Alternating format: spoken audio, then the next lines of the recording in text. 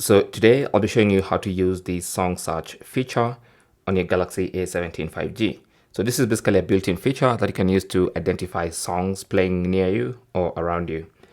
So to do that, go to the quick settings panel and then tap on the pencil icon to edit the quick panel, and then tap on edit, and then you want to look for the song search feature, this one right here. So tap on it to add it to the quick settings panel.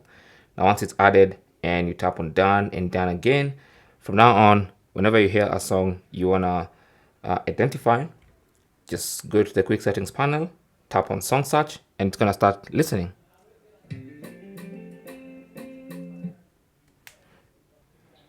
And as you've seen, even playing for just 3 seconds, it's already detected the song that I was listening to and given me the Google search for that particular song on my default browser. Thanks for watching and good luck.